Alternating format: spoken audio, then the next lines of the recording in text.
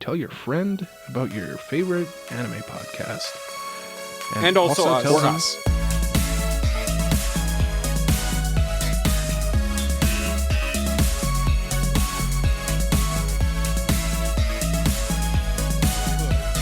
Could have something to do with fiber optics. Fiber optics are like in the air, right? Mark Crumb, Weebs. My name is Cole. His name is Mike. His name is Jay.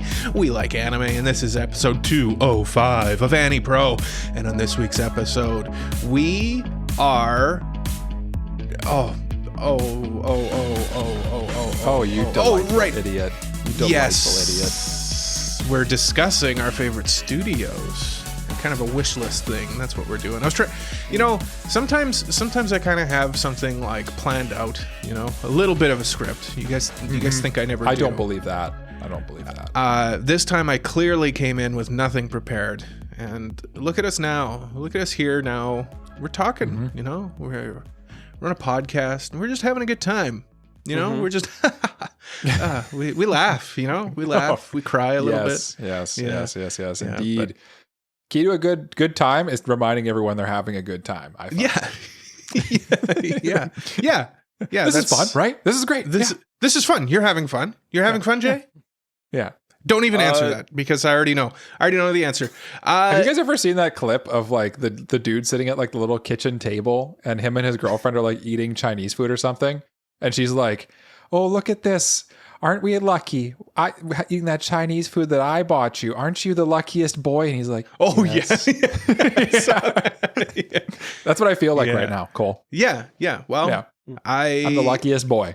You're the luckiest boy. Jay, you're also the luckiest boy. So now you two are both the luckiest boy. But really, only one of you can be. And There can only be that? one luckiest boy. There can only be. We'll find out by the end of the episode, I think. Yeah. Stay tuned. You know who the luckiest boy is? Boy at the end. Who? You know who I'm going to declare who the luckiest boy is right now. Do you know who the luckiest boy is? Cole. The listener. The listener. Oh, Cole, bringing it all around because they get to listen to us, or are they them? They're still the luckiest boy. They're still the luckiest boy. Yeah, to be clear. It's a gender fluid statement. It's like dude. You can call it exactly or dude. Guys. If I say guys, I don't mean men. I don't mean like people who have penises. I mean people. Yeah, like guys. Yeah, I don't know. Yeah, but when I am talking about like a group of men, I say men. That's the thing. So like when I'm like, okay, I want to hang out with Mike and Jay. I'm like, time to assemble the men. Wow. In that instance, I'd use boys. I use men. I use men. Yeah, I use men. I use men. And I listen, use the word friend. I don't know about you do guys. You? Yeah. Really? Oh. Friend is gender neutral as well. Yeah, but like when I need to be neutral. specific about gender, men.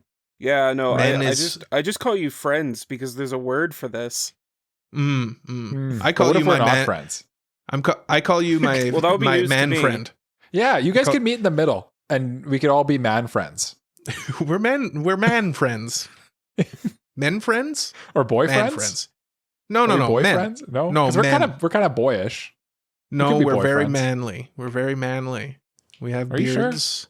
We have beards. Oh, I do actually. I even have a little bit of one. stubble today. It's gonna have to go disappear in 2 hours. Before the listeners run away in fear. Oh yeah, what are we doing here, Cole? Who are we? Of our thing. Please like, follow, subscribe, tell a friend about us. It really helps out the show. And also, please support us on Patreon or whatever to help us out. Who wouldn't want more of this? Who? This is what I live This for. is peak content. This is peak content. Thank you, Jay. I was trying to Keeping ease Cole my on way track. into it. Trying to but segue into it. You've done well. But You've done well, Jay. you came in like a real true man. You came in and you laid down the law. I He really may not be the appreciate luckiest that, didn't boy. I? You might not be the luckiest boy, but you are the best boy of this podcast. And you are a man. You are the best man. You are the You're our best luckiest. man. You are the luckiest man on this You're our podcast. boyfriend I and the luckiest man. I might not be the best, but I suppose I'll settle best for man. good. No, best. Yeah. Best boy. That's debatable. Best boy, friend, and the luckiest, bestest man.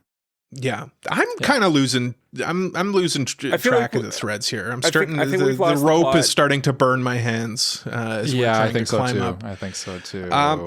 But you know what? It's time now. We've climbed up this rope. It's now time to slide down and cause 3rd-degree burns on our hands as we slide down this rope. Wear gloves. Jay, I forgot my gloves at home. Why don't you tell me what's on your mind? What is on my mind? So you know what? I'm gonna put aside the Booktok this week because I feel like I've done it a lot, and I'm still reading Red Rising, so I feel like I would just be saying like, hey, series you good. can't do an update. Series good. Good. Good. But the thing I do want to talk about, because I thought it was pretty interesting as kind of like an adjacent, is the like TikTok for books has discovered One Piece. Oh, yeah. yes. Yeah, I saw that. And I kind of wanted to talk about that because I thought it was pretty cool to see like actual or people who read like actual literature discovering something that One Piece, which is like beloved in the anime community, and reacting very positively to it. Like for the most part, from what I've seen, I don't really think I've seen any of them say anything negative. Well, yeah, I mean, there obviously is, but yeah, this just goes to show my old adage that I've lived my entire life by: that just because you read books doesn't mean you're smart. And that's kind of like how I come at this topic of discussion. But I mean, go off, King. You know, like, hey, if you like One Piece, then good on you. I think Cole, you're obviously an idiot because you don't like One Piece. But I will say the thing that I think One Piece is like a sleeper agent, and this is why I think it would do well on Booktok. It's a sleeper, because all right. It when you look at it from the surface, like a pea-brained idiot like Cole is, and you just look at the surface of it, it looks like a stupid, silly, like goofy manga. Like it looks like a cartoon. Like you're just like, oh, that guy has a toilet mouth when he's crying because his brother died. Yeah.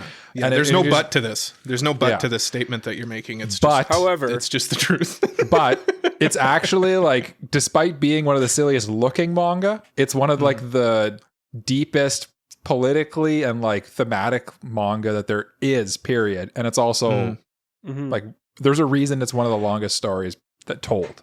There's a meme of like publications, and it's one of the best selling stories of all time.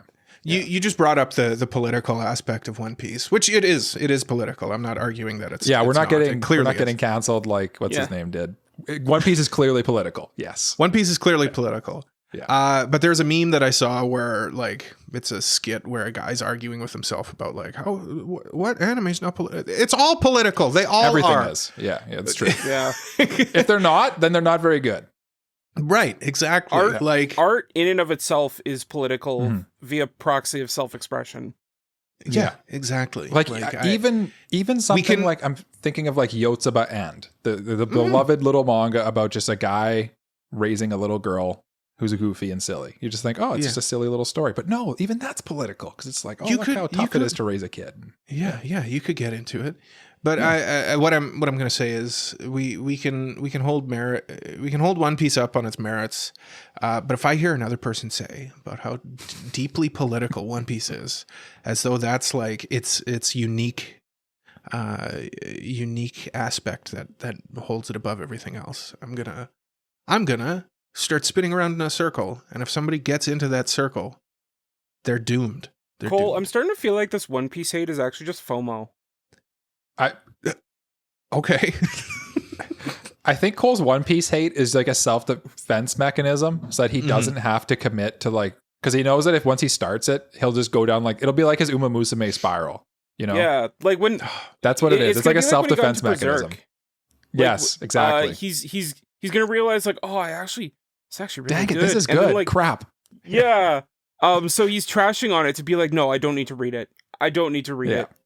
Mm-hmm. Yeah, exactly. Yeah, well, good news is we won't have that issue because Berserk I always was interested in. You know, I always thought it looked cool, at least the dark fantasy aspect of it. One Piece I've never thought looked cool. Never, ever in my life. That sounds like a lie. Welcome to Like AniPro. I hate One Piece, and that's kind of my thing. That's kind of my shtick. It's one of your many shticks. You're blessed in other ways, though. I am blessed in other ways. I often mention. I'm blessed and gifted in other ways. I'll let you know one day what those ways are, but not today. Today, I'm going to keep it a secret. But yeah, I did see that One Piece was kind of blowing up on the literature side of the TikToks, and I thought that was a funny thing that happened. Sorry, I didn't mean to derail you, Jay. Yeah. No, it's fine. You can have your wrong opinions once in a while. I will continue to have my quote unquote wrong opinions. Why are you quote unquoting the truth? It's not a truth. It is a arguable fact. Arguable. It's an arguable statement. I think everything's arguable, isn't it? Despite even this fact that I'm arguing now, even the fact that it's arguable, I'm arguing. Oh, we're getting philosophical here. Yeah, we're getting philosophical here on AniPro. And you know what else is philosophical? Like you know what else is philosophical? One Piece, I'm sure. And you know what? Because it's philosophical, it's the best manga of all time. Jay, tell me more about One Piece. It's really good. I don't know if I'd say it's the best manga of all time, period, because I feel like that's a lofty title to put onto anything. Yeah. But it is very Nothing good. is the best, period. Yeah. But it is very good, and I think that don't let the goofy art style detract from its brilliance in its writing and world building and characters, because it does have a lot going for it under the hood. Almost as though there's a saying like, "Don't judge a book by its cover." It is a saying for a reason. I will say, if you're debating starting One Piece and you get to the end of the Arlong Park arc where like Nami's backstory is revealed and stuff, and if you're not feeling it after that point, safely drop. I'd say that's people always say like how long to give it, and I think that's like 50 chapters. I think something like that. Yeah. Jay, you concur? That's a good spot where like if you're not feeling it by that point, that's where the roots come out. Like if you make it to like a specific moment in Arlong Park that I don't really want to spoil, and I think Mike knows which one I'm talking about. Yep. And probably. If that moment doesn't hit, if that specific moment doesn't hit for you, nothing in One Piece probably will. Yeah, because you're just like Cole, and you're like, I can't get over the art style. Yeah. Well, I mean, it is a visual medium, you know. It is Watch the live action, Cole. I'm very curious. I should have made you review it. I was just about to bring up the live action and the new trailer that dropped recently, and everybody was like, "Oh my god, this looks so good!" And I still swear to God that the world is trying to gaslight me because it looks awful. I don't understand. I don't get it. I'll explain it to you, Cole. I'll explain it to you. Yes. You have bad taste. I don't know. People are like, wow, look at the budget. The CG in this looks amazing. It looks like ass. It looks terrible. That big whale thing looks Laboon? stupid. Don't you talk bad about my boy Laboon. Laboon? More like... Lapoo? Lapoom. Yeah, that's right. I like big that. Big whale. You know what you just reminded me of? Big ass dumb whale. What's on your mind? There's a guy what's on my mind? And you've brought something to my mind. And that's I work with a guy. His first name's Robert. Okay. Oh, okay. We're off to an I won't say his last start. Name. But he just like casually he's one of those people that you like meet and they're just like the most interesting people in the world. Like it just every time you talk to them and you learn a new fact, you're like, how is this even this makes no sense. Like, how are you this interesting? We were like talking one time and then we hear him like he's on the phone with our IT trying to get his password reset on his computer or whatever. And he's like, what was my childhood nickname? Monsoon. And everybody in the room just like turned and looked at him and was like, excuse me? Pardon me? Monsoon. And we found out, that by us that his Monsoon. And he's like, yeah, my my sister's friends all called me Monsoon when I was a kid, and I'm like, that's crazy. And because his name's Robert, his nickname became Bobby Monsoon. What a great name! What a great name, hey? That's a good name. Do you call him Monsoon now? I call him Robert, actually. Oh, you should call him Bobby Monsoon. That's how you should like greet him every morning. I'm not 100% sold he loves it. So I give him the double fingers and be like, there he is, Bobby Monsoon. How was your weekend, Bobby? Hey, like Bobby. That. I think he'd like that. Like, I don't know. But, then dap him up. Yeah. Yeah. Bobby's a cool kiss dude. On the lips. Robert's a cool dude, man. I'm telling you. Anyway, what's on my mind is I spent some time recently. So we have an internal document that's also become external where we have like all our drafts over the years of AniPro. We've been doing it for 3 years now. Almost, we're going into our 4th year of drafting anime every season. If you want to listen to that, go back 5 episodes, I'm going to guess. I think we did it. Somewhere around there. Yeah. Oh, wait, we don't do the draft on the podcast anymore. They're on the Patreon. Anyway, but it comes out through the episode. Anyway. So yeah, I was doing a little bit of like coding stuff and trying to figure stuff out. And then I figured out that I can make the spreadsheet include all of our scores, all of the scores for the anime as they sit currently on AniList. And then I went and I made it so that I calculated all our scores. It recalculates all our scores for all our old drafts. Right. And then I was kind of looking at the results of that and I was like, wait a minute. Jay, you know how like there's this meme that you always come in second place with this? Yeah. That's just not true anymore. It just somehow lucks out that the exact moment when we take the screenshot of the scores, you're always in second. But like there's a season here where you have a fairly commanding lead actually. Yeah. Like I'm looking fall 2024, Jay. You won that draft with a score of 76. I'm in second at 72 and Cole's at 71. You should have drafted first. I think this is hijinks. I think hijinks have been had. Well, here's the thing though. What are we going to do about it? Well, there are some shows that like are multiple core when we draft them. So they're at a certain score at the time that I take when I take the average. And then by the time the show's done, a lot of the time, shows will skyrocket in score because people are scoring them. Yeah, because most people score it at the end. Like I'd bet you probably 80% of people score it when this thing's done. Yeah. And I'm pretty sure the reason you won that one is Orb, and that's perfectly exactly what you're describing, right? Yeah. But I just kind of was wondering, that made me think, I'm like, other than the fact that Jay's second placeism is not necessarily true when we actually run it back and we ran the tape and take another look. I was kind of wondering, like, what do you guys think is the like a lot of the scores are like very different as we go deeper. What do you think is the thing that like most contributes to a score posthumously falling or rising, like way after the fact? I think it's losing its hype can affect that, whether that's good or bad hype. In the sense that like, oh, everyone's hating on this show. Well, I better score it low too. And then 2 months later, somebody just watches it and they're like, oh, this was pretty good. 7 out of 10.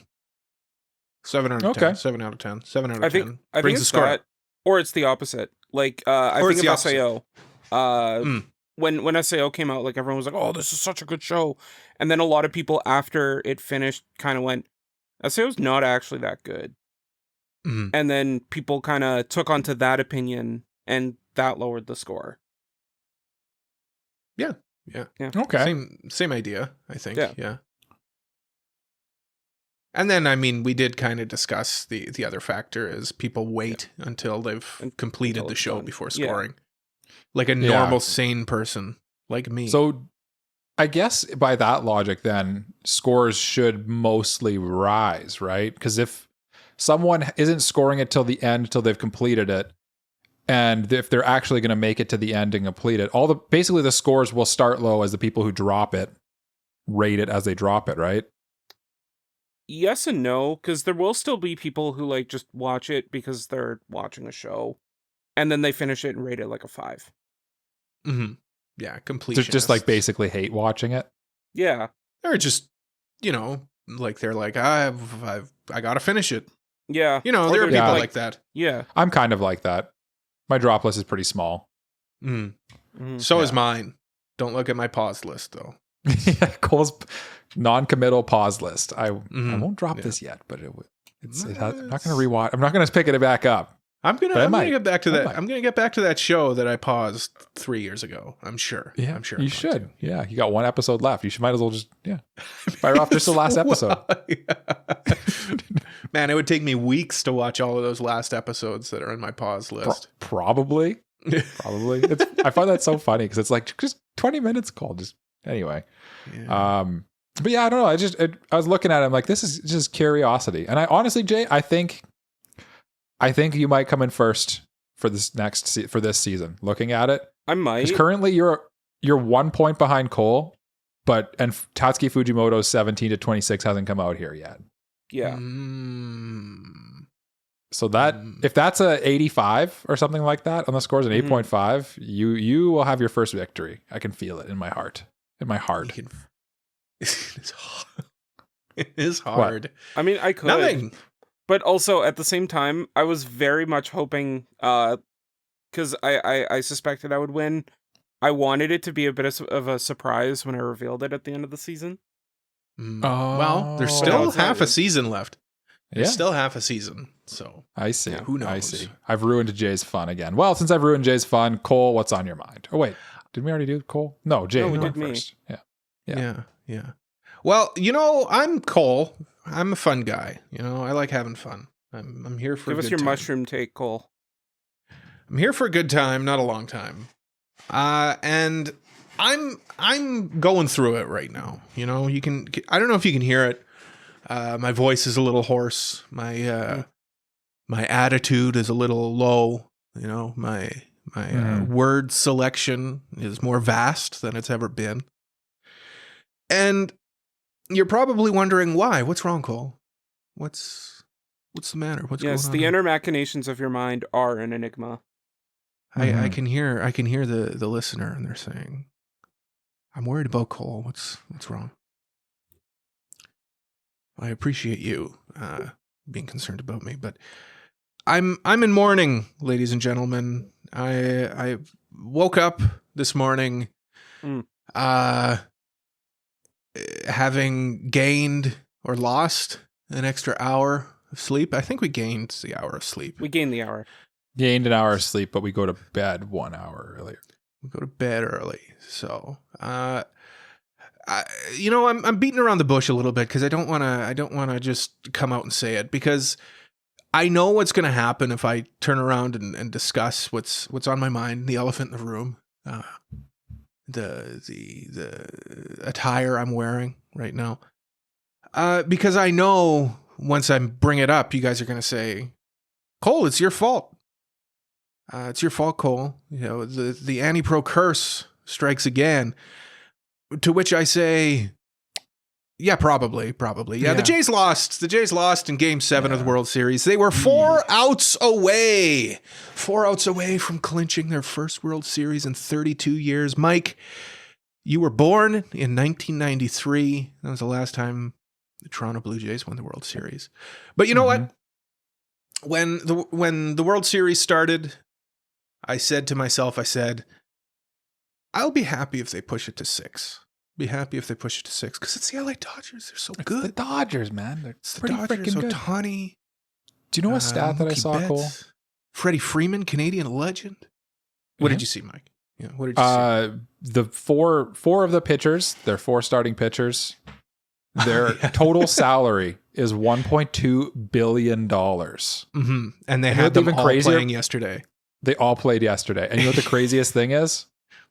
Ohtani makes more than the other 3 combined. Yeah, I don't want to get over into half of that. Isn't that crazy? I don't want to get into the Ohtani contract situation because it's ridiculous. Well, he plays both ways. It's ridiculous. I get it, but I mean, like, he should be paid. I don't want to get into how they backloaded his contract to kind of make it unfair. But regardless, I would have been happy with Game 6, but they pushed it to Game 7, and they looked damn good.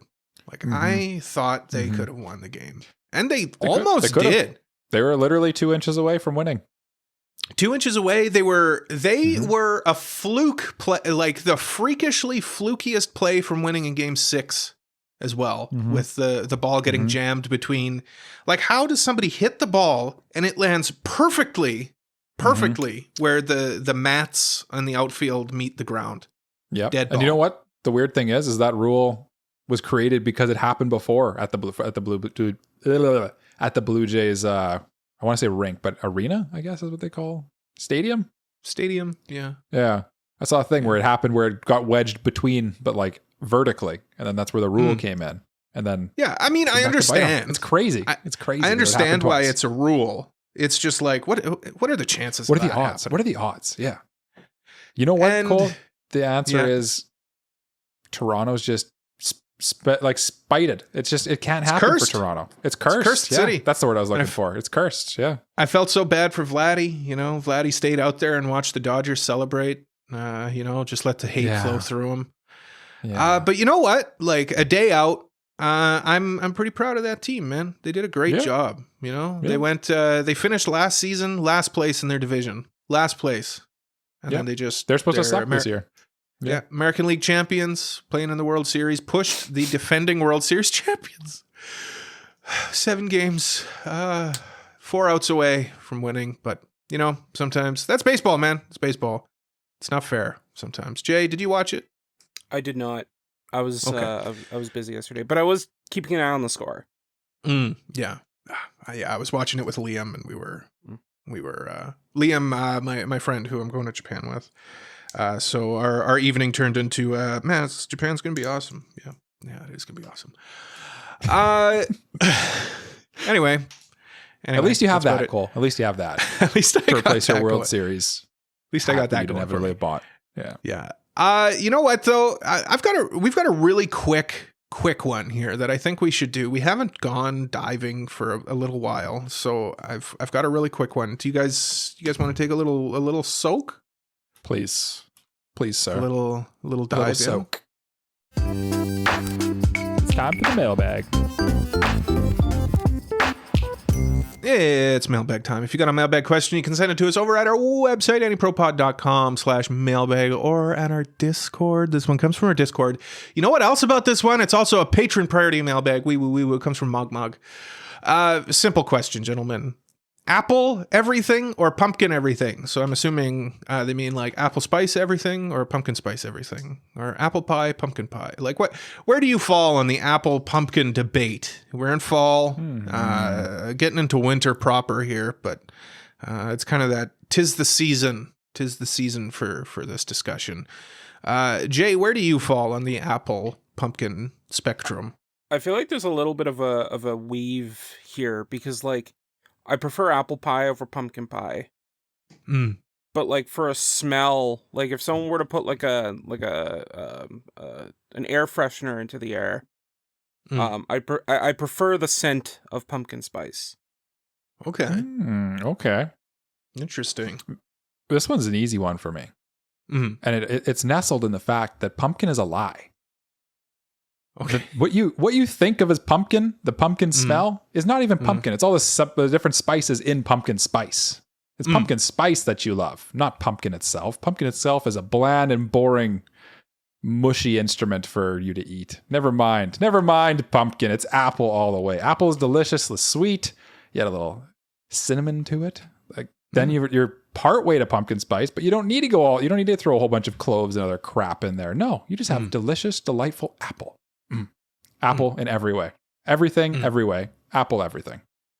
See, it's interesting that you say that, because I mean, on the one hand, yes, pumpkin, very, very reliant on its spice, but apple is a very, you can't do much with apple other than it being sweet. You know, pumpkin is a versatile gourd. It's a gourd? Is it a gourd? It is. I believe it's a gourd, yes. Yeah. So, like, I factor that into my answer. What are you doing with pumpkin in a daily basis? You can carve a pumpkin. You can make pumpkin seeds. You can make a pumpkin pie. You can do all those things with apples. You could smash a pumpkin over your best friend's head. Oh, you could wear the pumpkin on your. Oh, you could wear it on your head. Be like a cool, like spooky skeleton type guy. Yeah, you could dress yourself up as a pumpkin. Can you do that with an apple? Can you do that with an apple, Jay? I ask you. I implore you. I mean, you Please answer could, that but it question. wouldn't look as cool. No, you can't. You just cannot do it. You could also carve apple. an apple, but it wouldn't look as cool. Apple. I'm going apple, yeah. for all the reasons Mike said, yeah. No, apple is just I like an apple pie. I like apple juice. I like apple juice. Yeah. I like apple. It's really not even that close. I just kind of wanted to I like that you waxing poetic about pumpkins for a second there. I will also point out that a little bit. You brought up juice, and if you actually like read the back of almost every juice, like every juice is actually like sneakily either apple or grape juice. I like grape juice, by the way. Yeah. I like grape juice. Just like next time you're drinking juice, just read the back and the ingredients, and the first ingredient will be like grape juice. It's like, this is orange juice. What do you mean? Orange juice. Yeah, literally. Yeah. What else could you put in orange juice, Jay? Grape juice. Oranges. No, orange juice is a bad example. But if you ever like have like one of those like mixed juice ones, like a fruit punch. Yeah. It's like cherry juice. No, sorry. So apple already is everything, I guess, is the answer. Yeah. No, I would say apple for sure. The other thing too, like I gotta give props to a pumpkin pie. I love me a pumpkin pie. I love a pumpkin pie. Yep. I love a pumpkin pie. But it's more like I love whipped cream with a little bit of pumpkin pie. That's what I like. Basically. Yeah. Yeah. I just feel like the aesthetic of pumpkin fits the fall theme more than apple does. Yeah, the orange aspect of it. Yeah, it's a little more. Was this supposed to be fall themed? Yeah, I think so. Yeah, like apple spice or pumpkin spice. Yeah. What did you take it as? I just meant like just in general, like just in my daily life. Yeah, because I'll have a pumpkin pie in the middle of summer, no problem. But I'd much rather have an apple pie cooling on grandma's ledge by the window, and you're sneaking up to the window. And then you like steal it, you know? You're like floating up to it. Yeah.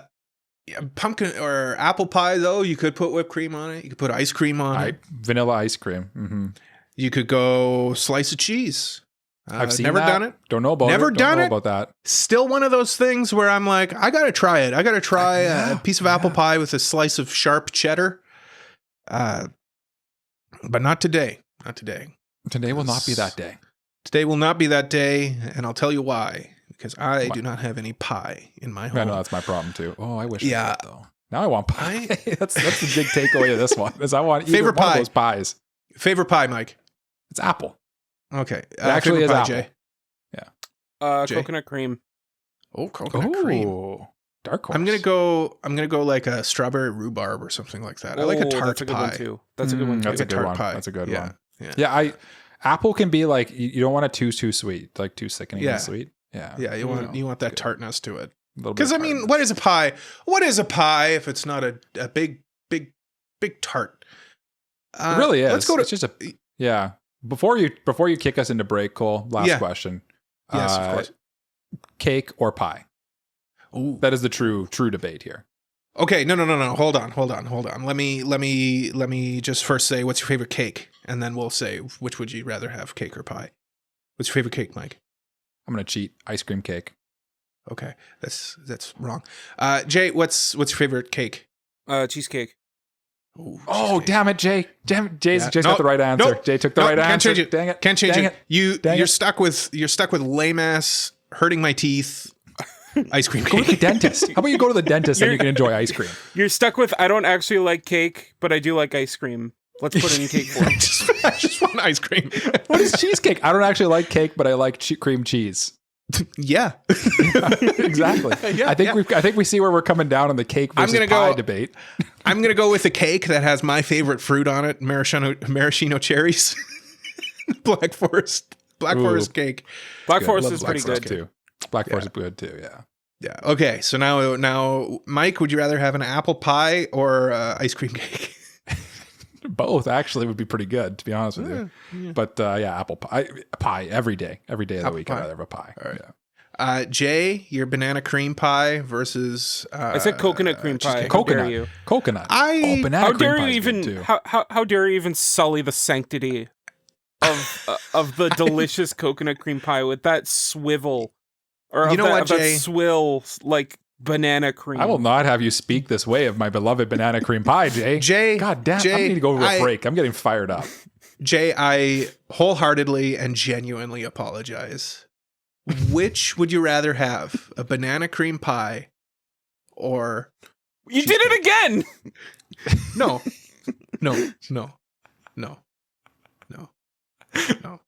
Cheesecake would you every rather day, have? all day, every day. Cheesecake? Yeah. Yeah. Who needs Like who needs- just plain cheesecake. Yeah. Okay. Yeah. But I All mean, right. like if I can addendum to it, like let's put some like cherry sauce on top or like a cherry cheesecake. Yeah. Ooh, that's cherry good. cheesecake. That's good. Or like a red velvet cake. Mm-hmm. Yeah, okay. Carrot All right, cake. These are all different cakes. Jay, you just though, like Jay. cream cheese. You just like cream cheese.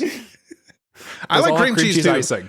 Yeah, I like cream cheese. For Cream cheese record, icing? cream cheese is amazing. Don't get me Yeah, wrong. but here's the thing. Cream cheese icing on a pie. I've never heard of that. That's a crazy thing to do.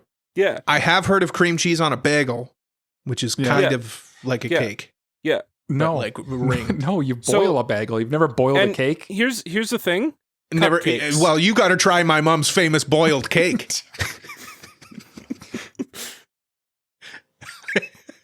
I don't even know what to say to that. Cole, what would you rather have? A cherry cake or a cream pie? Chocolate cream pie. I don't even remember what my answers were. I don't remember either. Oh no. I like a black rhubarb forest. pie. Oh, And a black forest rhubarb, cake. or black forest cake. Black forest yeah. cake. With cherry on I top. like black forest cake. It's really good, but it's very rich. You can only like have one, especially piece of, German black forest cake. Yeah, you can only have one piece of black forest cake. I could honestly sit down and just eat a whole strawberry rhubarb pie. Like it's so good. I gotta go pie. I think just for my overall enjoyment. Okay. I'm not gonna say no. I'm not gonna say no to either one. You heard it. Yeah. Well, you know to be what? clear, I'll eat I any will of have these. all the cakes, and none of you can have. And I will share with no one. It's okay. I don't like banana cream pie anyway. I think it's time. Who said anything for us about to banana go cream pie? to- Cole? I think it's time for us to go to an break. Hey YouTube viewer, I don't mean to interrupt you during a well-deserved break, but can you do me a real quick favor? You see that little button there? The one that looks like a thumbs up? Can you just click that? Just real quick. Yeah, great, thanks. Oh, and while you're down there, can you just hit subscribe? Yeah, like that, thanks. Oh, what's that? You're not on YouTube, but instead listening to the podcast on... And you want to join in on the fun? Well, if you want, why don't you leave a 5-star review? No matter how you're watching or listening, providing feedback to us helps AniPro grow so that more and more people can listen to us and our perfectly normal and not strange at all takes. And seeing as you're being so cool, why don't I let you in on a little secret? AniPro has a Discord server where you can talk to the hosts and other listeners about anime and other random topics about, like, I don't know, mayo on hot dogs and stuff. Anyway, thank you so much. What's that? You want to do even more? Oh my goodness. Thank you. Well, AniPro has a Patreon where for a small donation you can get access to archived episodes and ad-free episodes. You can get episodes early and even get a monthly bonus episode. I think, yeah, that's it. Listen, I really appreciate you listening to this. I will now reward you with the second half of this episode. Have you ever... welcome back, Danny Pro. Have you ever been boiling a chicken bones No. to make chicken soup? Okay. And you accidentally spill a little bit of the boiling hot broth on your foot, and you give yourself what I'm sure is a 2nd or 3rd degree burn on my foot. Is it blistered? It's blistered. It's well, it was a few days ago. Now it's just a gaping, festering wound. Gangrenous mass. Gangrenous mass. Crazy though. Like it was on my Is foot it a true for like. story? Yes. I'll send you a picture. I don't need that. I don't need that. Let me say that a third time. I don't need that. It's crazy how quickly you can burn yourself when something is boiling, literally boiling water. Hot. Yeah. But yeah, crazy story. That's a true story. You can tell your uncle about it. I will tell my uncle about it, and he'll say, "Who's Cole?" True, and you'll be like, "You don't listen to AniPro. You don't listen to podcasts. You don't watch AniPro on YouTube every Sunday at noon Central. At noon? Yeah. What? What? But no, yeah, like water can hurt you pretty quick, man. Especially like boiling water. Yeah, you get that on you. Not good. Same with grease. Oh, you ever get that grease? Oh, yeah. But like grease makes sense. Yeah. Like I intuitively, I understand. Why would grease be different? I don't know. Like intuitively, it makes sense to me. But like water, for some reason, I think water is cool. It's refreshing. Major takeaway from this return: things hurt. Things hurt, and Cole's an idiot. Those are the two major takeaways. Same takeaway as the first thing Cole opened on too. The One Piece hate. Things hurt, and Cole's an idiot. All right, guys, we've got a bit of a topic here of discussion for our second half. It stemmed off of mailbag questions that we received, and those were from Opie Master Ash. And their question was, I'm going to lead in with the questions as they were sent to us, and then I'll get into our actual topic of discussion as written by someone. We haven't quite figured out who actually wrote what our topic is. I don't know. Probably all three of us got drunk and just like smashed the keyboard on each other's heads a couple times. And all three of us probably did get drunk, but I don't know about the rest of that. Opie Master Ash said, I don't know if this question's been done. If someone's asked what your favorite anime studio is and recommend 2 anime from them, what would you pick? So basically, we each pick our favorite studio and recommend 2 anime from them. Easy enough question. Really good mailbag question. Mogmog followed up with, to add to that, what is a manga you would especially like your favorite studio to take on? Another really good question. Really good. Why don't we combine the two of them? And one of us did. Again, we haven't quite figured out which one of us had this. Or all three of us. Or all three of us. Or 2 of us. Or none of us. Each of us come up with 2 anime studios, and we consider... Okay, hold on. I'm gifted in other ways. Each of us come up with 2 anime studios we consider one of our favorites, and each say our favorite anime from that studio. Anime, in this case, is plural. Multiple anime, if you so choose. As well, a manga we think that the studio would do a good job on. Ideally, this manga doesn't have an anime, but if you want to discuss a reboot, that works too.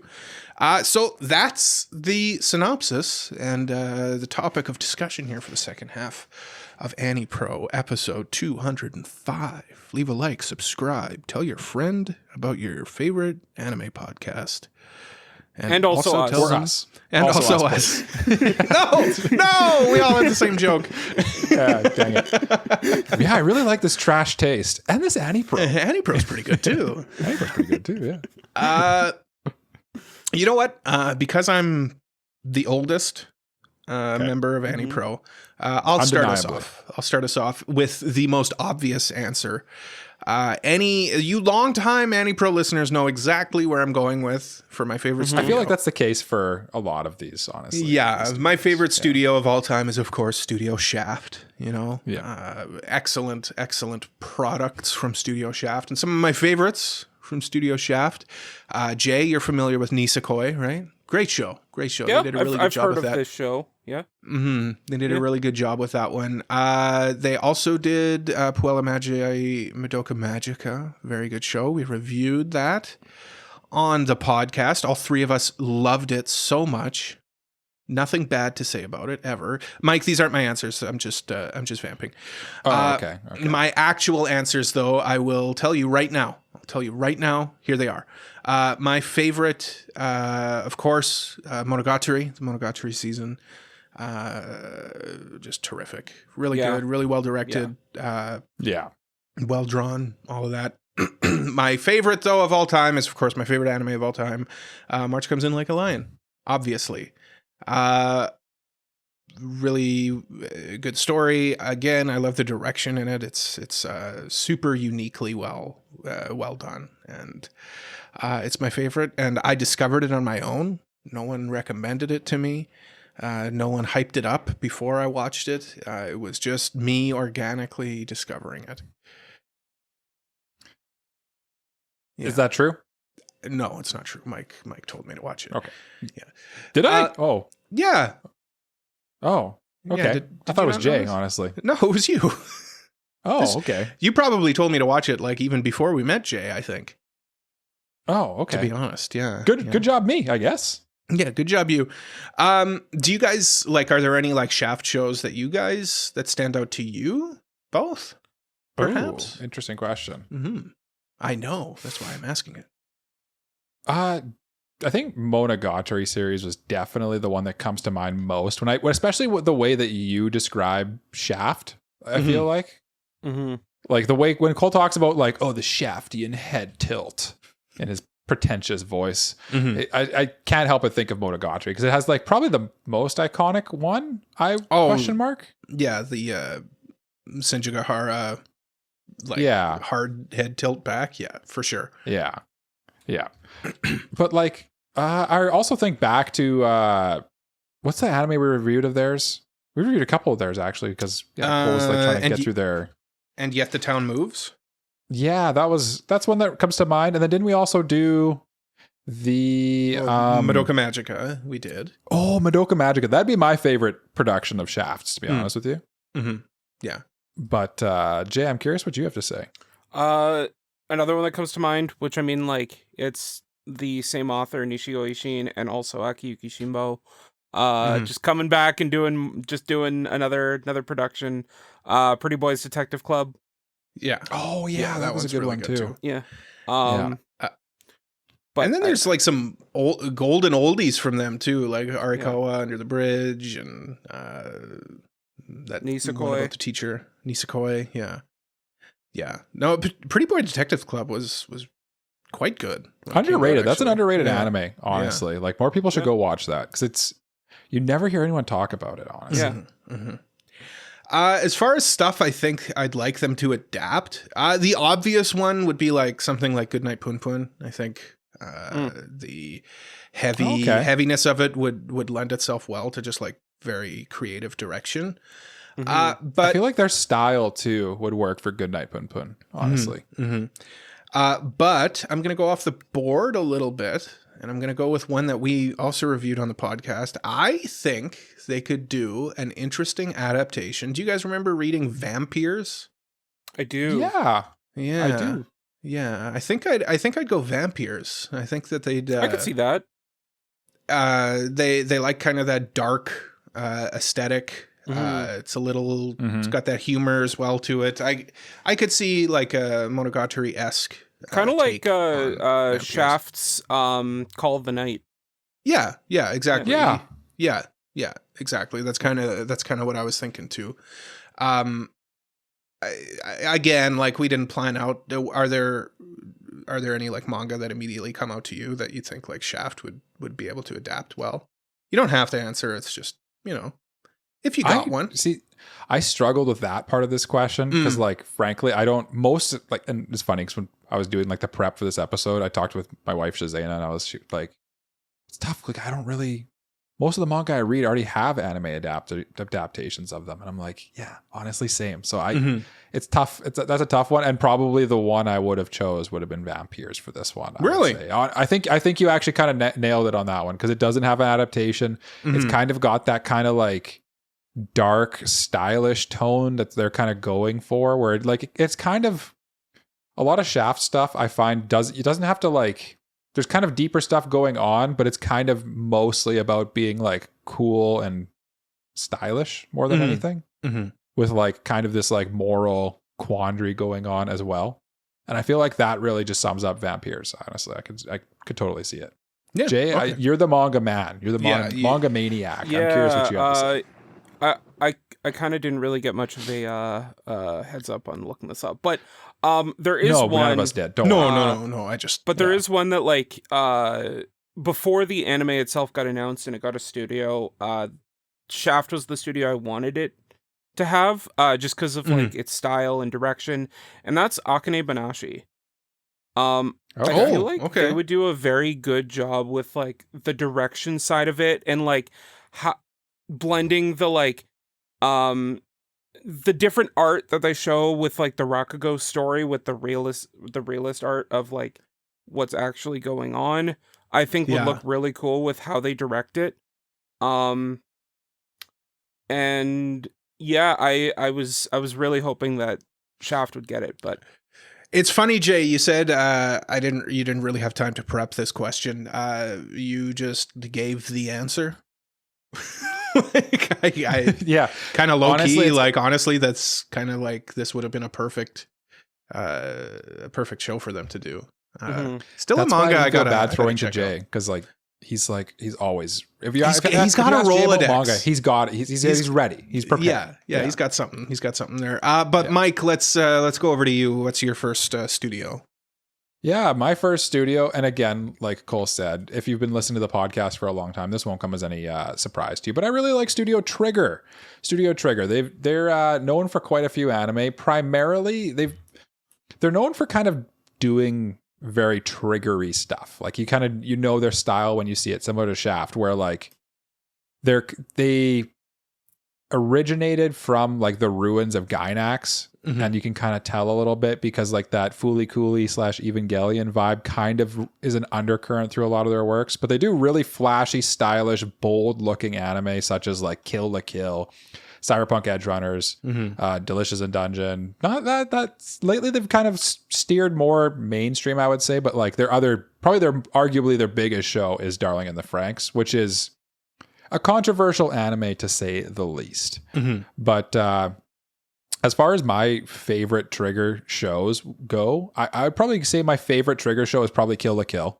Yeah. I really enjoy that show. Everything about it, the kind of cool, like the concept of it, the over the topness of it, the kind of cool soundtrack, how it doesn't really take itself seriously at all in a good way. Mm-hmm. I think that's just like perfect triggery goodness. And the other show that I would probably say is my favorite of theirs is, this one's a little more off the board, but Little Witch Academia. I really like Little Witch Academia, honestly. And I feel like it's an underrated gem in this day and age. Like, it's so whimsical and like just fun while also telling just a compelling story. And I really enjoy it, honestly. And more people should watch it. I just want to point out that Mike incorporated witches into his answer. I incorporated vampires into mine. Jay, you know what you have to do. Yeah. I wonder if he actually did have that prepped and ready. I didn't think of that. I just thought of that. I just realized it. I don't know about his first studio. I don't know if they have anything with his tendencies. We'll think of something. He'll think of something. He always does. He's Jay. He's got something. He's got something in the back burner. You know, he's got something ready to go. But like, there's so many good anime by Studio Trigger that like I had a hard time honestly coming up with my things. Like, you could easily. There's so many properties I haven't seen too. I need to go back and like watch a lot of them. Like, Anyway, but when it came to trying to think of like a manga or something that I'd like to see them adapt. Oh, you don't want to ask us what are like? Oh yeah, sure, okay. What are favorites? Would you guys have favorite anime from Studio Trigger? Let's go with Jay because I know he hates Trigger. Oh. Let's go. Is there something that is worth your time that Trigger's put out? Yes, there actually is. I'm glad you asked. He's excited. So back in like I think it's like 2014, 2015, Studio Trigger released a show called When Supernatural Battles Become Commonplace. Which What? Yeah. Okay. I think I've seen this. It's such a cute little hidden gem that has probably one of the best vocal performances in a subbed anime ever. And yeah, I hold it very near and dear to my heart. It's kind of the show that puts Sayori Hayami on the map. Yeah, that's her that's like, if you look her up for like her best like vocal reading, it's from this show where she like just really gives it like 110. Yeah, she does it like all in one take as a long soliloquy, and like the story is that like when she finished, everyone in the studio with her was left speechless. Mm-hmm. This might be a good one to review at some point. That sounds like a cool anime, honestly. Like, it sounds like there's some interesting stuff happening there. Yeah. So surprisingly, Jay did have an answer, one he was very passionate about. I've got to say, probably my favorite would be Cyberpunk Edgerunners, but I kind of want to give a little shout out to like one of my all-time favorite short anime in Space Patrol Luluko, which is just a delight. It's so much fun to watch that. It's quite short. It's only 13 episodes, and each episode is like 4 minutes long, I want to say. Like it's short. And yeah, it's worth your time, I would say, because you watch the whole show in like an hour, not even. And it's a lot of fun. It's a lot of like homages to like other Trigger properties and stuff like that. It's a good time. I really like it. Zany, classic Trigger stuff. Yeah, they're very Mike. Bold and like kind of off the wall with what they do. And the thing I really like about them too is they often kind of like, how do I put this? They tell a very emotional story while also kind of having everything like very over the top and crazy, but it also kind of like the world that it's in, because it's so trigger, like the whole world is triggery. It kind of works. Mm-hmm. And I've been liking how they've been tending to go into the kind of the more grounded, darker stories a little bit, like the Cyberpunk Edgerunners and stuff, which normally I feel like before Edgerunners came out, I feel like you probably would have said that they wouldn't make an anime like that. Mm-hmm. Where like there's kind of like this like despair to it, and it's just like it's not this big hero battle thing. And I think that they could do that quite well. And I'd really like to see them adapt a Gundam story, or just like create a Gundam story. I think that'd be a lot of fun. Okay. We've sort of, G-Quux was sort of that, I would say, because it kind of has that similar shared ancestry of having like remnants of Studio Gainax to it with Studio Kafka. But like, I feel like if Trigger got their hands and just like were able to just do a Gundam story, like an original Gundam story or something like that, I feel like they would rock. I don't know. Yeah. I feel like they would take it into a place where Gundams maybe never quite really fully dived into before. And I feel like they could take some of like the lessons they learned doing Cyberpunk Edgerunners and stuff like that, where there's kind of this darkness to it, and they could pull in the like political themes and like kind of moral grayness of Gundam into it. Mm-hmm. And I feel like you just combine that with like this very like stylistic choices of Studio Trigger. I feel like it would rock. I feel like that'd be a really cool anime. Yeah, I'd like some Gundam similar to like Gridman, like SSS Gridman that they did. Mm-hmm. That was, and they like mechs. They like mechs. You'd think that they'd do more mech stuff. They did the Transformers 40th anniversary thing. Do you guys remember that? That was actually pretty cool too. Yeah, I didn't see that. No, that was a pretty cool thing. I have an answer to this question as well. Okay. Yeah. Again, it's another one that we also reviewed here. I think that Trigger would do a cool adaptation of Love Bullet. I thought of that too, actually. Yeah. That was like when I was trying to think of ones that it would be, that was one of my ones too. Because I feel like that would be like actually the natural fit would be Trigger for Love Bullet. Yeah, it's kind of off the wall in its premise a little bit. It's got action in it too. I think they could put a little Trigger into the premise and do a good job with it. The character designs are kind of triggery a little bit too. Like they're kind of Space Patrol Luluko, Kill the Kill. Yeah, that's a good choice. Yeah, that'd be my answer. Thank you, Mike. Yeah, Jay, do you have one, or is it just they need to stop adapting? No. I actually do have one that I kind of came up with on the spot. Kind of like Kill la Kill. I feel like they would do a very weirdly cool job with Chain Soldier. Okay, yeah. I just think like, cool. Yeah, like the different character designs, the like lewdness of it all would be very Kill la Kill. And then just like dial all that up to like 10 for like all I wish this happened now. This happened now. Yeah, that would be cool. Like a much more stylized, cool version of, not that I disliked the adaptation of Chain Soldier, but I'd like a Trigger adaptation of that would be kind of a match made in heaven, I think. Mm-hmm. Yeah. Did you have anything else with your vision, Jay, like specifically for Chain Soldier? That you feel like Trigger fits? Just like, because like I said, I was thinking like kind of like Kill la Kill with how like lewd that is, like how that works with that, and like just kind of leaning into that side of it, rather than they're not afraid to kind of let their freak flag fly, Yeah. for lack of a better term. And I feel like that would be to the show's benefit rather than leaning it into it being like a shonen battle thing. You know, like it still has that, but like using the ecchi lewdness is kind of its golden goose kind of. Golden goose. The golden goose. Yeah. Jay, that's an excellent one, and so excellent, in fact, that I think it's time to talk about your most excellent of studios and your favorite anime from them. A studio that I really love and hold near and dear to my heart is something that I feel like most anime fans hold near and dear to their hearts, and that's Kyoto Animation, or KyoAni, having done just a plethora of amazing shows like Sound Euphonium, A Silent Voice, literally two of my favorite anime. Yeah. We reviewed Free recently. They did Miss Kobayashi's Dragon Maid. Yes, they did. And a bunch of others that I'm probably not even thinking of right now. But two of the shows that like Violet Evergarden. Cole, let me get to it.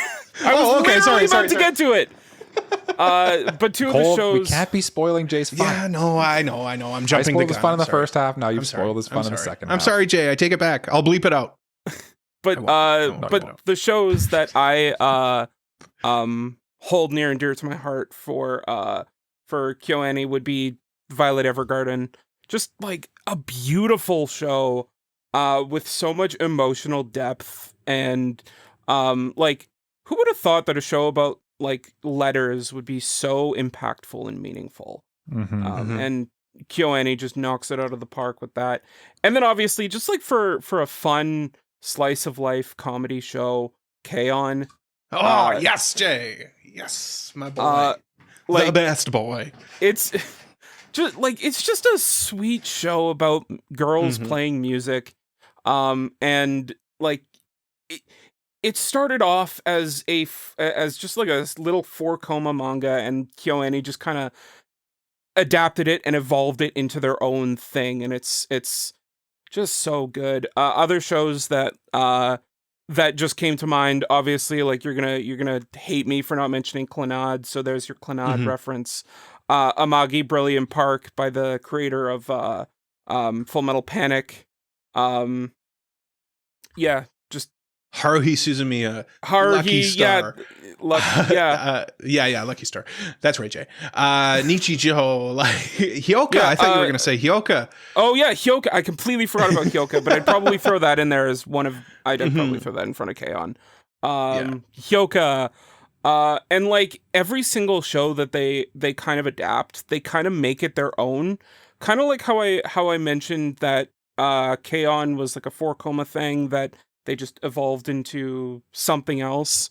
They do that with a lot of their shows. Like the new one that's coming out, from what I can tell, oh my God, it's based on a novel, and like it doesn't look anything like what the novel that it's based on is supposed to be. So it's like its own thing with that as like kind of like a string, like a thread connecting it. But like, yeah, that show looks gorgeous. I'm so excited for that show. My God. Sparks of Tomorrow is what Jay's talking about. If you haven't, stop this episode, shut us off. Go watch the trailer. Watch the trailer and then come back. Like, just wasn't that good? That little sting at the end of the trailer, like, oh my God, what are you doing, KyoAni? What are you up to? It's disgusting. It's disgustingly good. So coming up with shows that I want them to do is kind of like a Cole. What about us, Jay? What about us? Can't we say our favorites? I was going to lead into that, Cole. Oh, okay. No, I'm just making sure because Mike forgot, and I don't want you to forget too. Coming up with shows that KyoAni could do was a Herculean task, which is why I am going to throw it over to my co-hosts to see if they can do it on the fly. So I'm going to throw it over to Cole because he seems so eager to do it. What I was eager to say was just like my favorite KyoAni show, of course. Jay did forget then. I lied. Obviously, you know what? I'm not even going to go. I'm not even going to dig deep. I'm not even going to go off on anything. It's Sound Euphonium. It's my favorite anime from KyoAni. It's a great story from start to finish. Great arc. It's got a really interesting, cool spinoff in Liz and the Bluebird. And just generally, I love that show so much. And of course, Silent Voice as well. It's really good. But Mike, what about you? What's like your favorite KyoAni? My favorite KyoAni property is well known, and I've said it many, many times. I love Miss Kobayashi's Dragon Maid, honestly. it's so fun and so warm in my heart. And just, I for sure, like, honestly, it's not even really close. The only thing that really comes close is Violet Evergarden, probably. Violet Evergarden, yeah. I really need to watch Haruhi Suzumiya too. Speaking of like their classics. Oh yeah. But I feel like I'd like that one too. Yeah. Jay? Yeah. Now throw it to us. We throw it. Yeah. You threw it to us and then we threw it back to you. Now let's see if you throw it back to us again. Okay. So now give us as in the listeners your desired adaptation from KyoAni. Oh, he's confident. He's confident that we're not going to steal his. Yeah. All right. I don't think I'll steal his. I'm scrolling through like the manga that I read and everything. And I think one that I think KyoAni would do a really cool job with, because it's kind of whimsical, it's kind of cute, it's kind of interesting. Ruri Dragon. I think they do a really good job. That was mine. You stole mine. Okay, fine. You can take it. Okay. That's okay. No, you go ahead. Are you sure? Because I do have a backup. Yes. I got a backup. No, I don't need to have one. It's fine. It's cool. No. Okay. Mike's is Ruri Dragon. It's fine. Mike's is Ruri Dragon. I'm going to say Smoking Behind the Supermarket with You. Then would be my other one. They can do anything. Like, honestly, you could pick anything and they would do a good job of it. Yeah. So, to be fair. KyoAni, definitely, they get the benefit of the doubt. They could pretty well do anything. Honestly. They kind of have, right? Like, you look at something, you look on one end of the spectrum with like Nichijou and Lucky Star, and then you've got like the same studio did Violet Evergarden. Like, it's absurd. Yeah, and also like Beyond the Boundary and stuff like that, where they lean into their action. Like, it's crazy. It's crazy. Yeah. If I had to give one, I'd probably have said Ruri Dragon, but now that I've scrolled further down the list, I found a better one, and it's one that was beloved of Cole and I know, is Yotsuba End. Yeah. I feel like it's honestly criminal they haven't adapted it, because it's like a perfect KyoAni property, honestly, in my opinion. Yeah. Now, Jay, us fools have flopped around like magic carp before you. Now, Master, please release us from our suffering. So, this is something that, like, when I watched the original anime, and this original anime is one of my favorites, but like if KyoAni were to do it, oh my god. And that's Kino's Journey. Just like the main like tag of the story is like the world is not beautiful, and that in and of itself makes it beautiful. And like I feel like they would take that tagline and like maybe not 1-to-1 with the novel run with it, but like find a way to like through both visuals and also like their own creativity find a way to make this just the most beautiful thing to look at and to digest narratively. If they were to work with the original creator to make like original stuff or like take stuff from the novel, Kino's Journey would just be so great under KyoAni. Also, I mean, the moe aspect of it with the main character and the bike. And again, like they just do whimsy like nobody else, honestly. Wow, there's one studio. There is, like there's a studio that we're going to talk about a bit later that is up there for sure. That is actually technically credited with creating KyoAni. That's my little teaser for later. Oh, well, then I guess someone is the superior person here. Find out later who that is. But yeah, like they can do anything. They can do anything, and they have done anything. Yeah, like their first major thing was Full Metal Panic, a mech anime. That's like where KyoAni started. That's what? Yeah. And then crazy. And then like since they've done basically, like, I mean, recently they did City, then they all, like, which is a comedy. They came off of Sound Euphonium right before that, which is more of like a drama. Like, what can't you do? And also, what can't you do? A really cool thing that they do as well, I will throw out there as well, is KyoAni is like famous for being like a very diverse studio and having a lot of like women working there too. Yeah. And they like, treat their people well. Yeah. They treat their people really well. And it's just like, is there a downside? Is there a downside? And no, KyoAni is the best studio. Yeah, they're S tier. They're finally like recovering from the fire thing. That's just like, it's crazy that happened and it's too bad. But like they're finally kind of seem like they're getting their feet back underneath them, and I love that. I love that. Yeah. Follow that. Right, my turn next. Follow that. Yeah. Well, now we're kind of in the second tier of our favorite second stuff. tier. Right? Yeah. Obviously, Shaft, Trigger, KyoAni. That was our number ones. Our favorites. Here's our runners up. Here's our studios. Here's like our, I really enjoy this studio, but they're a little less acclaimed, I would say. They've done less work as well, which is why I'm not going to go off and kind of spout off all of the shows that this studio's done, because I'm going to give you guys a chance to maybe pick your favorite show that they've done. And that's Studio Orange. Studio Orange, really, really good. It's kind of that one CG studio that everybody's like, oh, well, CG kind of sucks, except for Orange. Except for them. Except for Orange. They do a really good job. And they do a really good job. They've kind of found that formula to be able to do CG anime in kind of an organic in quotations way to make it still very palatable for the average anime viewer. For me, my favorite, for the most part, yeah.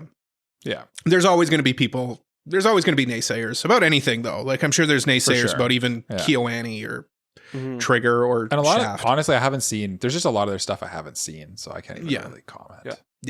I mean, right off the bat, like, they're kind of magnum opus. I think, and it's criminal that they haven't done any more of it. It was kind of they came out with a bang.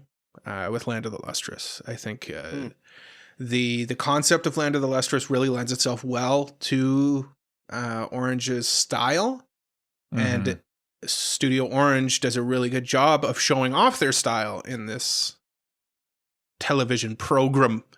I love Land of the Lustrous. Again, like one of the most creatively directed anime ever, and it's just beautiful. Of course it's beautiful. Like, there's all the pretty colors and the nice shots and the cool effects and really good voice acting. Gue. That'd be my number one. So I'll just throw it over to Mike.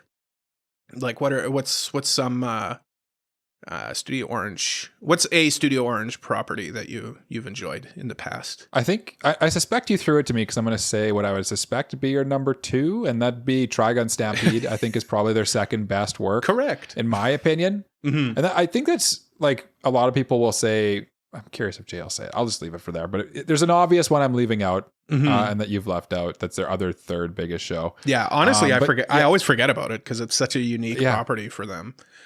Yeah, it is. But like, Trigun Stampede, really honestly, unique. They took Trigun, the original, and just managed to, like, kind of put an entirely new coat of paint on it, and like, from what I understand, hold truer than the source material. I could be wrong on that, but I think that what they did with it honestly worked so well that I'm just honestly beyond hyped for Trigun Stargaze coming out next year. Yes. And like, when I remember when we drafted our shows and we were talking about Trigun Stampede when it first came out, we were all like, what the hell is this? What is going on? This is so good. Like, how is no one talking about this? What is going on?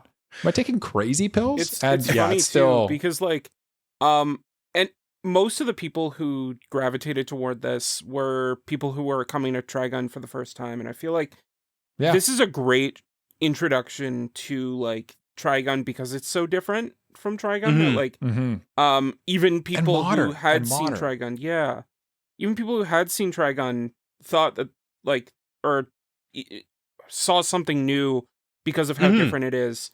It steers so far away. Yeah, whether or not they liked it is to be determined. But I think the main reason why they didn't like it is because they expected Trigun, but again, and it wasn't that. Mhm. Yeah. It was more. It was And more. yeah, I think it's a testament to a good creator and a good filmmaker in general to take something and make it their own, and that's exactly what Orange did with Stampede. And the obvious thing is like they changed Vosh's hairstyle, and people were upset about that. Yeah. But it looks better. It looks better. They also gave him his original hairstyle in Stargaze, so it's In come back. Stargaze. Well, even at the end of Stampede, he kind of went with he was kind of getting Went that, Super Saiyan a little bit. Yeah, he went Super Saiyan. Anyway, Jay, what's yours? Yeah, Jay, there's a third So- property that's kind of I'd left here probably for you. say Stampede's my favorite, but like to address the elephant in the room, B-Stars is also really, really Yeah. good. Yeah. And we talked about this briefly when we discussed Odd Taxi last week, but like this is another show that I feel like people look at as like, oh, it's that furry crap, and then just write it off. But like, it's a really interesting drama about like racism, I guess, and like It's like, have you seen Zootopia? yeah, It's Zootopia, but like more mature. more mature, say. yeah. Yeah. Which I and- think it kind of like boils it down to its essence and then pours it on my foot. And I mean, hey, Hot Zootopia broth is on your really foot. good with its theming and ideas, and B-Stars is very similar. If you haven't checked out B-Stars somehow, look past the apprehensions you might have looking at the character designs and just check it out because it is really good. Yeah, just say It's it. a cool Jay. show. Just say it. I need to watch the rest of it. Just say it. Look past the furriness of it. Because like Yeah. I think the show kind of like it's furry. It's a Especially- furry show. Yeah. And Which like is the cool fine. thing Which is fine. I mean, hey, there's nothing wrong with everybody that. likes everybody likes different stuff, but like also the not show that is there's just anything wrong with that. Yeah. but also the show is just really, really good. Yeah. Even in spite of that. Yeah. And also, The final season of B-Stars is coming out in the upcoming year. So like Part get 2 in of the now, final and then you can be there for the And- final season. also like with Paru Itagaki's art, like I feel like because of how unconventional it looks in the manga, I feel like Orange did a really good job of translating it with its CG, with their CG style. So I think like this was a very good use of CG animation. Agreed. And also they kind of do the Pixar thing where like each time they do a new anime, they like have to like innovate with how they do it. And they're like their big innovation with B-Stars was like the hair dynamics and physics and everything, which is an interesting tidbit. Yeah. Okay, let's move on to like our dream adaptation, which for me, like I think that Studio Orange does a really good job with like choreography and stuff like that. And I would like to see them kind of go maybe into the dance field. Maybe I think they could do like a really cool dance thing. Cause you know, like a lot of studios and anime will do traditional animation and then they'll cut over to CG anime for the dancing. And you know, it's a bit jarring. Well, what if you just did the whole thing in CG? Kind of like Bang Dream or something like that. And Bang Dream does a really good job. Yes, Mike? You're hurting me right now because I've been trying to catch up on my seasonals. So I watched a couple episodes of Wand Dance. And God, I wish Studio Orange did. Oh man. Wouldn't that be good? But CG's not good in it. Yeah. I'm pretty sure that all three of us have at least read bits and pieces of this manga, and I think Studio Orange would do a really good job with Girl Crush. I think that would be a very cool. Again, like they're pretty creative. They're not really afraid of any anime itself. You know, like they've done Land of the Lustrous, they did B-Stars, they did Trigun, they did Leviathan, for God's sakes. So yeah, why not go into that K-pop side of things and do Girl Crush? I think they do a good job with that too. I like that. That I would be haven't. my answer. I need it. That's one that's been on my plan to read list for like. You a long haven't time, but- read it? Oh, yes. I'm sorry. I haven't. Oh my read it. God! Yeah. This is Mike coded to the extreme. How have you not read this? I know it's K-pop. What else do I like? It's just K-pop. Yeah, I don't know. It's just I've never got around to it. But yeah, no, I think they would do a good job with like I as soon as you said that though, like Wand Dance to me. Let's redo Wand Dance with Orange because I feel like they would actually. I could see them nailing it, especially with like when you think to like the Beastars OPs with like the dancing and stuff like that. Yeah, like they feel like they're meant to dance. Let them dance. Let them dance. Let them dance. Jade, do you have one that you dream of Orange? I do have one that like I thought of on the spot and just came up with.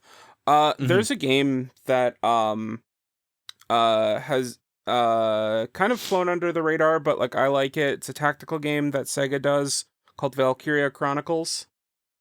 Oh, okay. Oh, yeah. Yeah. Oh, okay. And it's like kind of like a fantasy modern-ish kind of steampunk. Yeah, kind of steampunky war game that has like a kind of like a storybook element to it or like art style to it, and I feel like Orange would really do a good job. I'm thinking of like how they did Leviathan, and that looks really good. And I feel like because the characters are already kind of just 3D anime models, it would be super easy to port that over and make it look good. So for sure. Like that's a really good answer. Yeah. That's a good answer. Yeah. That game made me so mad. that was a get to a certain point and I'm like, I'm done. Yeah. I'm not playing this game anymore. Because strategy games, they make me upset. Because really, I love strategy games. I enjoy the concept of it in theory, but like you make a plan and then your plan just explodes in your face, and you're like, I'm an idiot. I'm an idiot, and I failed. And now that's me playing Fire Emblem on my. I'm playing Game Boy Advance Fire Emblem, and sometimes it's just like, well, I guess I'm just restarting this level. Yeah, I guess I am an idiot. I guess all of my fears of inadequacy are true, and here I am, the fool. I am the fool. I'm the fool on the hill. All right, that's Studio Orange, ladies and gentlemen. Thank you. Those are all of my studios. Mike, your second studio, please. Yes, my second studio is, I've kind of teased them earlier in the episode when Jay was talking about KyoAni. And KyoAni semi-famously worked on a anime film before they were KyoAni, kind of, as like a secondary animator type contractor situation going on. And the film was, this is going to reveal the studio, but Pom Poko by Studio Ghibli. Studio Ghibli is one of my favorite studios, and they're, I suspect, a favorite of many, to be honest with you, because they have literally, would I say a dozen iconic films at least I'd say about a dozen. And like almost all of them are like iconic in their own way and for their own reasons. And every Ghibli movie I've ever watched just does this excellent job of just kind of presenting this sort of like whimsical vibe to it that just I feel like nothing else can capture. And just the hand-drawn animation and stuff like that, it looks great. And just there's something about Miyazaki's vibe and just of being like very eco-centered while also kind of like loving leaving things like kind of morally gray and open. And like kind of just letting things be. There's this concept of just like kind of just like being in the moment and just kind of like indulging and just kind of just taking it all in and not really like overcrowding it, I guess. And Ghibli just does that so well with like all they do. As far as like my favorite properties for them, I would probably, I have two kind of answers for this. And it's hard to pick just two, to be completely honest with you, because I love many of their films, but for very different reasons. But if I had to, if you forced me to, I would pick My Neighbor Totoro is the one I'll watch the most often, because I can watch that movie like over and over again because it's just so like warm and fuzzy and just cute and just like there's no drama in it. You just watch it, you just feel happy inside. You just feel like a little kid. You just feel like what it's like to be a little kid again. And they just do such a good job of that. No one does kids like Ghibli, to be honest with you. That's a weird thing to say out loud.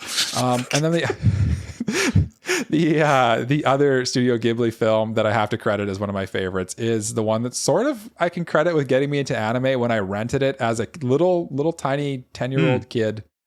It was on pay-per-view and I rented it, and I was kind of blown because it like my mind just exploded because it was in Japanese. I'm like, wait, I have to read? What is this? What? Because I didn't even know that could be a thing. I didn't even know the idea that Japanese people could make a movie at that point, to be honest with you. Because I was just if I'm being entirely honest with you, like I was a 10-year-old boy. Like this blew my mind when I saw Spirited Away on my parents' television from after paying my parents money to watch the privilege of Spirited Away. And I just remember watching it and being like, oh my God. Oh, what is this? Goodness. Yeah. And it actually is, I think, still the only animated movie to win like Academy Awards and stuff like that. Am I wrong about that? You're wrong. You're wrong. First of all, you're Ghibli thinking of the only Japanese animated film to win an Academy Award. Yes, because they have a whole category to animated award. Yes, and that was true up until this past year. The last one. Yes. Yeah. Okay. Cool. So I'll throw it to you guys. What are your favorite Ghibli movies? Because there are a lot. There's a lot of Ghibli movies. There's a lot of Ghibli, and they're all unique. Yeah. Jay, cool. Let Jay go because he's only seen a handful of Ghibli stuff. So. That's true. That's true. Yeah, Jay. Yeah. I'd probably say my favorite one as of right now is Princess Mononoke. Just like a really well done movie, with like a cool theme of war. That like I didn't expect it to be about war, but like it was such a cool idea. With really cool creature designs as well. And it's just a cool movie too. Movie. I gotta say, if I could reveal something to you, Jay, if I could reveal something to you before Cole has to say something, with Ghibli movies, you never think they're about war, but they almost always are about either war or airplanes. Yeah. Well, you got to remember too, like Miyazaki, I think his dad or something helped produce like fighter planes in World War II, something like that. He loves planes and he loves war. Or sorry, he loves planes and hates war, and he makes sure you know all about that. And do you understand? I gotta say, I was gonna say seamless transition between traditional animation and CG. Like a lot of people don't even realize that there's a heavy reliance on CG in that one. And Howl's Moving Castle, another just banger of a movie from Ghibli. I gotta say though, my favorite Studio Ghibli movie is Earwig and the Witch. No, that's not true. What? I'm absolutely joking. Tales from Earthsea? That one sucks. I'm going with The Wind Rises. It's probably my favorite. That one too. My favorite swan song of what is many swan songs of Miyazaki's. Never forget that Princess Mononoke was supposed to be his swan song. That was supposed to be his final film, and then he's like, "Nah, he's the Futurama these people still need me." Of movie directors. Yeah, the people still need me, and he came back and he made some bangers. He's kind of not wrong though. Honestly, no, he's kind of not wrong. We do still need him because they're not very good without him a lot of the time. Like I would say, Boy and the Heron is probably my favorite, but I think since seeing it, I've seen The Wind Rises, and I think it's just a beautiful movie with really good voice acting, really compelling story and everything. And my favorite part about it, my favorite fun fact about The Wind Rises is that the main character is played by Hideaki Anno, who created Evangelion. He voice acts the main character in The Wind Rises. That's so crazy. And his English counterpart, his dub counterpart, is Joseph Gordon-Levitt, which is just hilarious. Like that's so crazy. Oh, what? How have I never heard that before? And he does a good job, actually. Hideaki Anno, I mean, like he's not Joseph Gordon-Levitt. He does a good job too, obviously. But you wouldn't think a director would do a really good job at acting, but he does. Yeah. He does. All right, Mike. Let's move on to kind of our dream adaptations. Yes. Yeah. What would I love Ghibli to adapt? I sort of have two. One's a real answer. One's kind of a silly answer. But I really, this is not going to happen purely because it's already happening with one of my other favorite studios. But I'd love for them to take see Ghibli's take on the Witch Hat Atelier franchise. Mm. I just feel like it's so Ghibli coded already that just like it would just perfectly work, because it has that whole like moral undertones of like things are just things, and they might be good, they might be bad, and it's up to you how to use them, and just like this appeal to like nature being the supreme being and stuff like that, and like kind of this whimsical feeling of childhood that comes with the main character of Witch Hat Atelier. I forget her name right now because I'm not good with names. Coco. Thank you, Jay. Little witch girl. Yes. And like it has like the Howl type of like the mysterious, cool, sexy dude who just like is like the Gojo of it. I forget his name too. It's a hard name to pronounce. Hat. There you go. Jay got it. Cole did How not do you get it. know? How do you know these things? Because Jay knows all, okay? But yeah, no, I think they Witch Hat Atelier is just like so Ghibli coded. And my weird little like dream is I'd love to see them take on like The Hobbit or something like a Lord of the Rings thing. I feel like a Ghibli Lord of the Rings banger would be a banger. So, for sure. Do you guys have any that you'd wish before we move on to our final studio, our penultimate studio? Ghibli's tough, because it is a tough one. You need like a certain grandioseness when you're thinking of something. They for also Ghibli. They also don't really do shows. Like, when was the last time you saw like to be a movie? Yeah. Yeah. Like in this case, I kind of have to look back. What would be a cool Ghibli one? No Longer Human. It's funny. One of my answers was actually going to be to seeing them take on that was for Trigger. I want to see them do Junji Ito. But yeah, I feel like Ghibli also could, honestly. Yeah. Like kind of steer into that kind of, again, like they're kind of going on this arc right now of like self-discovery and kind of biopics, almost pseudo biopics. And I feel like, you could do No Longer Human. Dazai's kind of his biography, pseudo biography kind of thing that he did. And I think that they would do a really creative job. It doesn't necessarily have to be the Junji Ito version of it, but I think Miyazaki's take on that would be really, really cool. That'd be cool. Yeah. I could again, it's tough to come up with something, honestly, for Ghibli. Yeah. I could even see Miyazaki wanting to do some like No Longer Human.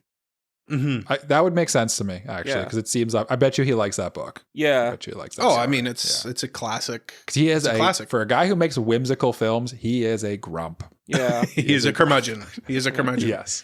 One of my favorite words, curmudgeon. Love it. Yeah. Because I always think of that meme where it's like Junji Ito and Miyazaki are like swapped, where it's like you'd think Miyazaki would be the whimsical Junji Ito type, like how Junji Ito actually is, but no, they're swapped. Yeah. Jay, do you got an answer though?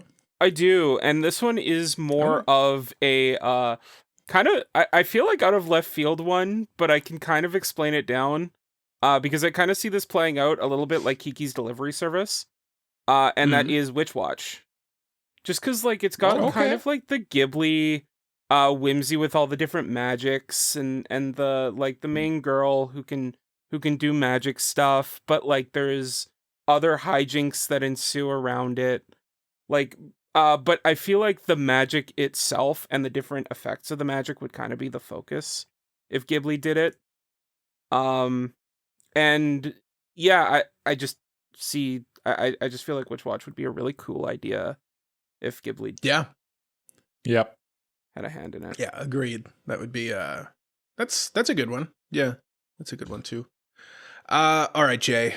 Yeah. You have the final out. I have the final say on the floor. And my second studio that I'm going to throw out today is a studio that is gaining a lot of popularity because of a certain show, and that studio is Science SARU. And I most of what I like about Science SARU is they are very creative with how they handle their adaptations. It's not super conventional in how they not frame, but like how they, I guess, frame their characters and art and things like that.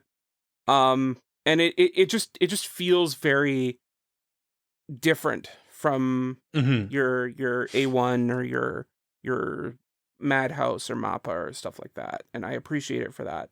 But when it comes to favorite anime, I gotta pick one, and it's Scott Pilgrim Takes Off. Sure. Yeah. Yeah. No, definitely. The one thing I'll say about Science SARU as well is, like, a lot of studios have an image, right? Yeah. Like Studio Trigger, you can tell it's a Studio Trigger show. Science SARU somehow manages to make very unique looking properties, like, you know, okay, Elephant in the Room, Dawn to Dawn. Let's just bring it up. Dawn to Dawn. You could take Dawn to Dawn on one hand, and then you've got Scott Pilgrim, and then you've got like Devilman Crybaby. Yeah. And they're all made by the same studio, Science SARU, and they all look very different, but they still feel like Science SARU. Like it's there's not many studios that do that. You know, like Shaft looks like a Shaft show. Trigger looks like a Trigger show. Science SARU doesn't look like a Science SARU show, but it feels like a Science SARU show. KyoAni does it. KyoAni will do it, but Science SARU kind of made their. They're kind of the king of there. Like having their own flair, but not being their own thing. If that makes not being sense. Slaves to it. Yeah. Yeah, that was. Yeah, because a lot of their stuff was sort of like originally. It seemed like they really took influence from like that Masaki Yuasa, because I think he founded the studio, right? And like it seems like the further they go along without him, they kind of are not afraid to take risks and go different styles. Like Dawn to Dawn, like you said, it's very Science SARU-y, but it's not their distinct style at the same time. But it kind of is, and it's I don't know. I really like Science SARU. I think that they're probably the best studio right now, to be honest. Probably like at this moment, I would probably say that. They're at the top of their game right now. They're like, this is like how Mappa was like at the top of their game 4 years ago. Thing. But Science SARU is kind of just like releasing Peak. Like that's all they do. They only do Peak right now. Yeah. Like, that's all they do. The Colors Within, what a great movie. What a great movie. Underappreciated, honestly. Me going to see that in an empty theater was unacceptable. I think I saw that movie with literally every other person who saw that movie in a movie theater in Winnipeg, except for me. Except for Jay. Jay wasn't there. I like they're doing Ghost in the Shell next year, and it's such a perfect fit too. I'm so excited for that. I am gonna lose my mind. And the fact that they're both good at revitalizing an old property and making a new property look cool, because they've also done like stuff like Devilman, bringing Devilman Crybaby out, like such a talent. Devilman would be my pick for probably my favorite anime that they have done, to be honest with you. Oh, and I guess to be clear, like my favorite is, I was going to say Ghost in the Shell, even though it's not out yet, but I just know it will be. I'll say Colors Within. Like I think Colors Within was just a banger movie. I loved that movie. And it's kind of cheating, but I'd also throw Tatami Galaxy out there, even though it's not technically a Science SARU film. It's a movie. Or you are kind of cheating a little bit. Yeah, it's cheating. It's not just technically cheating. It's just straight up cheating. Despite the fact that you don't eat pumpkins. Yes. I am not a cheater pumpkin eater. I am just a liar pants on fire. I guess. Okay. But as for something that I'd love to see them adapt, I kind of want to tap into their retro fixation a little bit. I have two, but I'm going to start with this one because I feel like it would be really cool. Studio, I think it's M Squared, did an adaptation of Pluto recently, which is kind of a retelling of Astro Boy, but with like the Urasawa flair to it. But But what I think I want to see from Science SARU is a Science SARU classic reboot of Astro Boy. Oh, Jay. Oh, Jay with the fire. Oh, blasphemous. Blasphemous, but so brave and so right. But like you can see it, right? Like just them like bringing out the whimsy of it from straight from Tezuka's mind. I see it, Jay, and you've inspired me for my answer as well. Because I had an answer. I was going to say Cosmos. But I feel like that would kind of be playing into type a little bit right now with them kind of doing their sci-fi. They're on their sci-fi arc. Yeah. Okay. Hear me out. Okay. Because Jay's like, Jay's coming in top rope. He's like Astro Boy. They're gonna do goddamn Astro like Boy. One of the greatest, most infamous manga of all time. I'm coming with one of the most influential, but like everyone just memes on this. Yeah. But it's had staying power, and it was like one of the first dubs ever done in the West. I'm saying Speed Racer. A Science SARU Speed Racer. Yeah. Wouldn't that be crazy? Yeah, like that would be really cool. That'd be cool. Just absolute zany, insane, kooky just fun like time. the high speed racing animation was just like, oh my god. Yeah. Because they've shown that they can just like do literally anything too. Kind of like we were saying with KyoAni. Like they can literally do anything at this point, and it just would work. It'd be very, very Red Line. Remember the movie Red Line? Haven't seen it actually. I haven't seen it either, but like I feel like it would be like that, like a speed racer in that sense, and I feel like Science SARU would just like knock that out of the park. Pardon the more baseball puns I'm making today. Mike, do you have an answer? Honestly, kind of no. I don't know that I think you guys took really good ones, honestly, and I think I'll just kind of leave it there with that.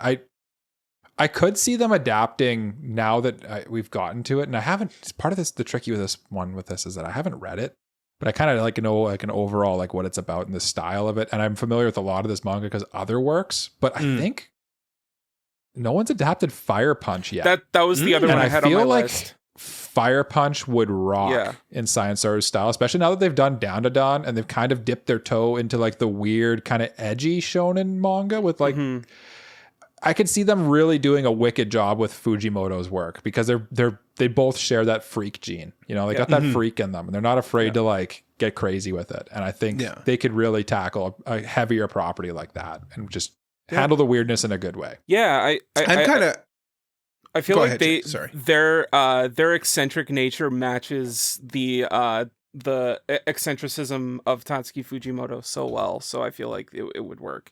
Yeah. I'm kind of locked in on this like vintage thing that Jay brought up. What about like a Mazinger thing by a Science SARU? Yeah. Again though, like they've done that in the past with like Devilman, you know? Like Oh, Jay, you've done it again. Jay took us out of here with fire. I like it. Jay did take us out of here with fire. And again, so controversial, so brave, so right. I can't believe it. Can't believe it, Jay. In the comments below, this is my call for comments. Please give us your comments. They sustain us. Let us know who your favorite studio is. Maybe a couple anime that you like of theirs and what you would like to see your favorite studio adapt. Like there's lots of studios that we didn't mention, you know? You've got your S tier studio, Production IG. You've got your Madhouse Studios. You've got your Nappas, Ufotable. Many. Like there's so many that we left here. Let us know. A1. Cloverworks, Sunrise. Yeah. Lots of stuff you could do. Oh, it's crazy. Oh my goodness, all the studios. Oh, it's crazy. All the studios we could have talked about.